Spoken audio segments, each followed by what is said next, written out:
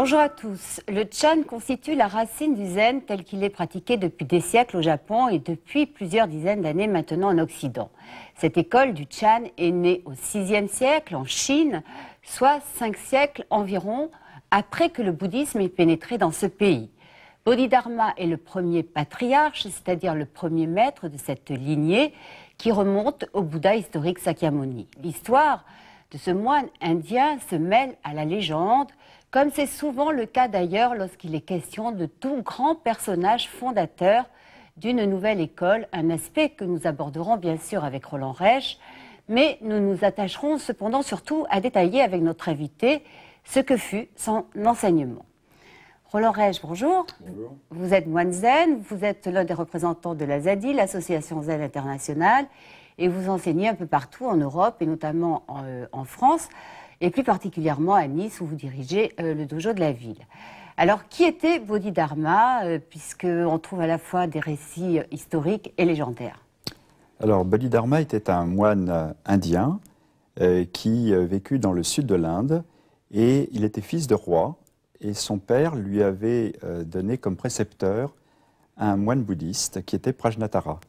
Et l'histoire de Bodhidharma en tant que maître zen commence avec ce contact qu'il a eu avec son maître, qui était son précepteur et qui est devenu celui qui lui a transmis l'essence du dharma de Bouddha.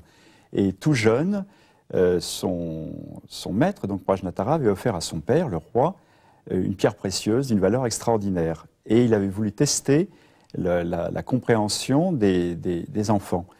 Et tous les enfants avaient dit « cette pierre est la plus merveilleuse du monde », etc. Seul Bodhidharma avait dit « cette pierre n'a pas une grande valeur, car finalement, la seule chose qui a de la valeur, c'est l'esprit. C'est l'esprit qui est capable de comprendre la valeur de l'existence, la valeur des choses, la valeur des êtres. La pierre en elle-même ne vaut rien sans l'esprit, c'est l'esprit qui est important. » Et à ce moment-là, alors que c'était un gosse, c'est-à-dire il avait quel âge il avait 7-8 ans, oui.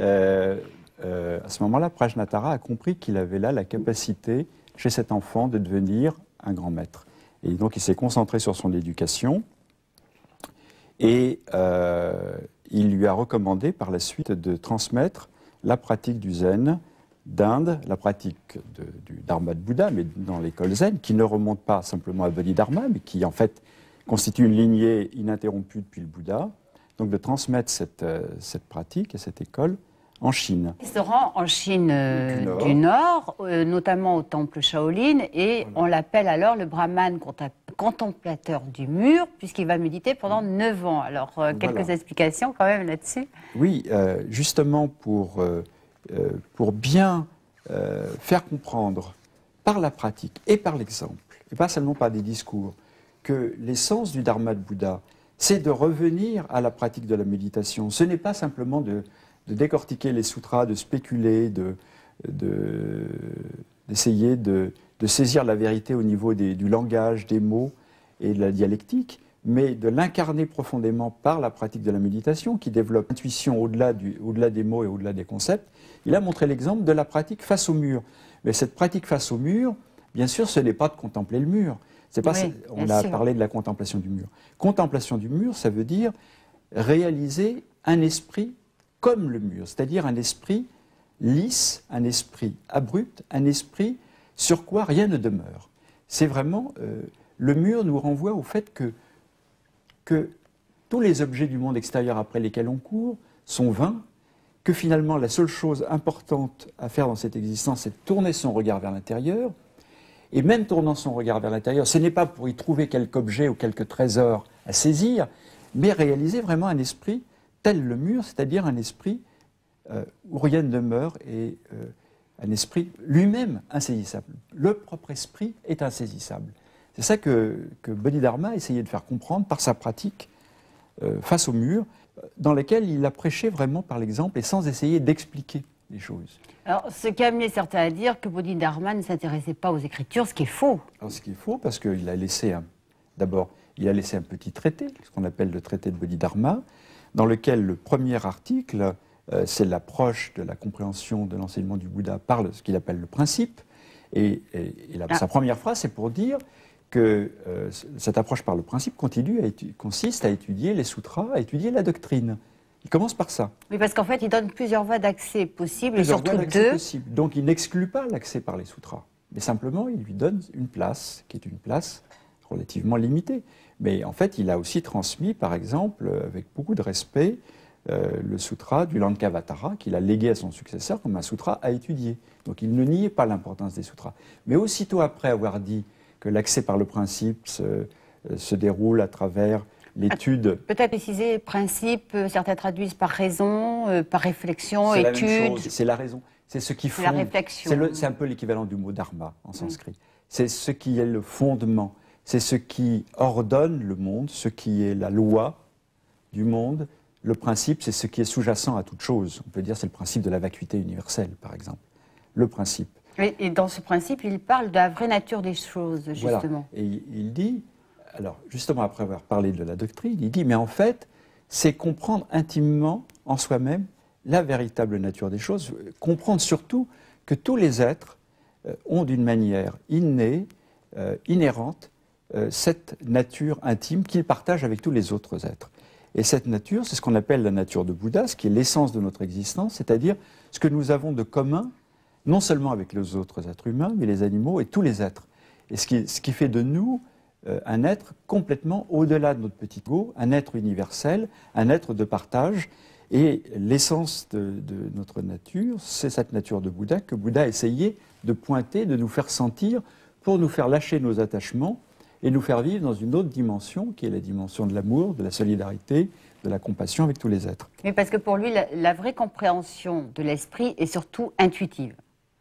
Absolument. Et à réaliser à travers une pratique qui inclut le corps, qui inclut le souffle, et qui est la pratique de ce que nous appelons le zazen, la méditation assise, face au mur, corps et esprit complètement en unité. Justement, le deuxième aspect de ce traité concerne différents modes d'action qui permettent de parvenir à la voie. C'est la compréhension par la pratique. Compréhension par la pratique, c'est d'abord comprendre que quand nous sommes dans l'adversité, cette adversité n'est pas liée à un destin fatal, mais est le résultat de notre karma passé. C'est-à-dire que même l'adversité, ce qu'on appelle généralement la malchance, les accidents, les souffrances de la vie, qui généralement nous révoltent, sont une source d'éveil et d'enseignement si nous comprenons que c'est le résultat d'un karma passé.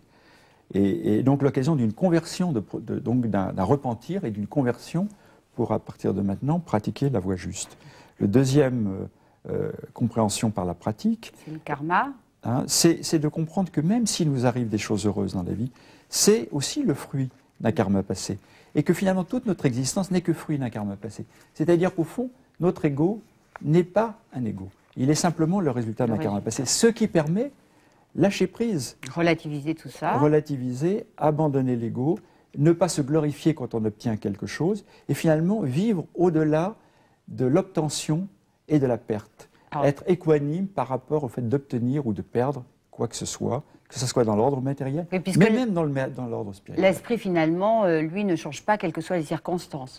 Alors, troisième point de la pratique, enfin, de l'action. Alors, le troisième point, c'est de comprendre que nous sommes abusés par notre avidité, par nos désirs, et réaliser un esprit sans attachement. Ça, c'est un enseignement tout à fait classique du bouddhisme, mais dans l'enseignement du Bodhidharma, ça va être l'enseignement de Mushotoku. Ça veut dire le non-attachement, même à l'éveil, même au mérite spirituel. C'était le fondement de sa réponse à l'empereur Liang quand il disait qu'il n'y avait aucun mérite, même dans toutes les bonnes actions. C'est d'arriver à vraiment se détacher non seulement des choses matérielles et des désirs ordinaires, mais aussi de l'avidité spirituelle. Ne pas avoir de but. Et quatrième action, être libre. Être vraiment libre. C'est plus compliqué.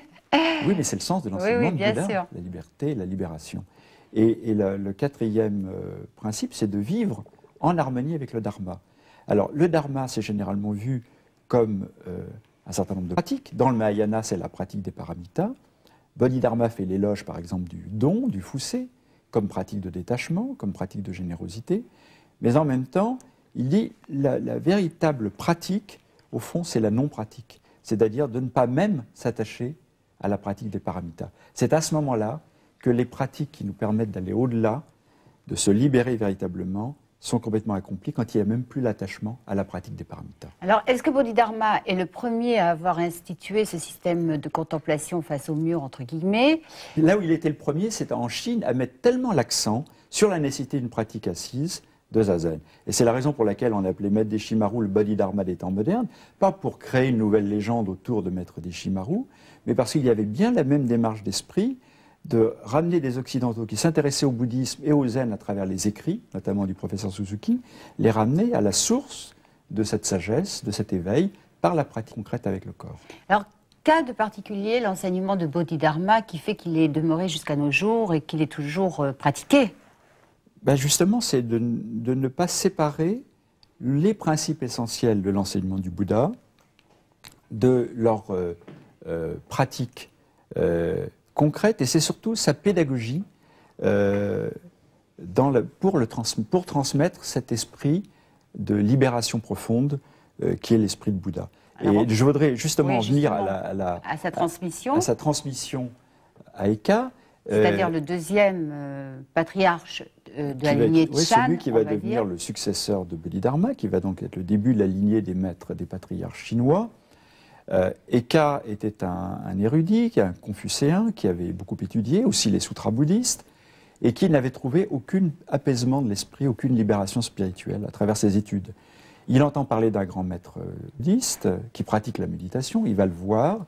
Bodhidharma ne se retourne même pas pour le regarder. C'est l'hiver, il neige à Shaolin, Bodhidharma est dans sa grotte, et finalement la neige monte jusqu'à mi-taille. Et c'est une image qui a été représentée par tous les artistes du zen, dramatique, où on voit cet homme désespéré qui cherche la voie et Bodhidharma qui ne le regarde pas. Finalement, Bodhidharma lui dit, vous savez, pour réaliser la voie de Bouddha, il faut une énergie farouche, il faut être prêt à tout abandonner. Et à ce moment-là, Eka, dit-on, se tranche le bras.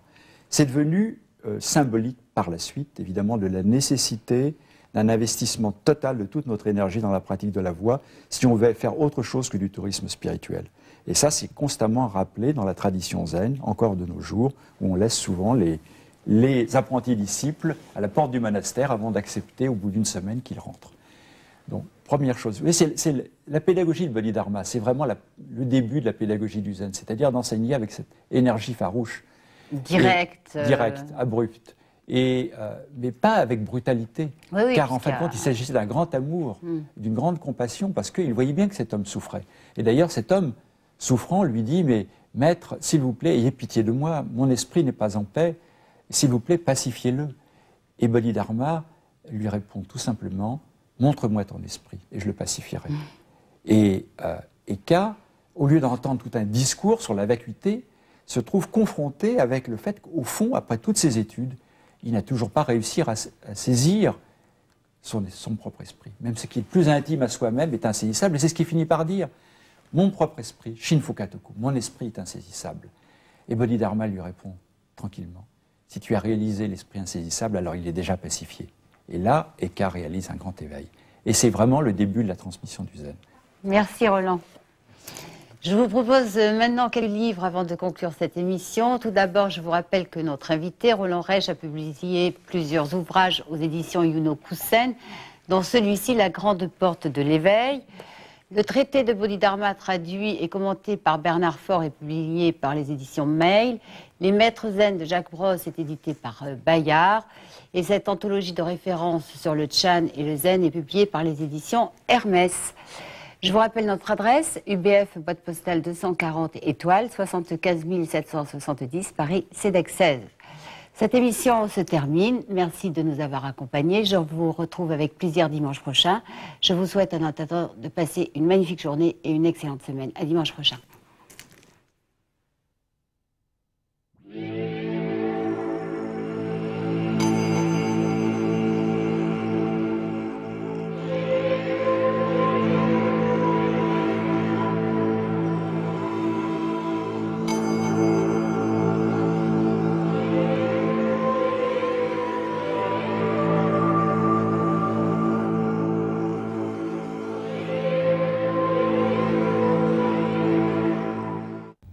Islam nous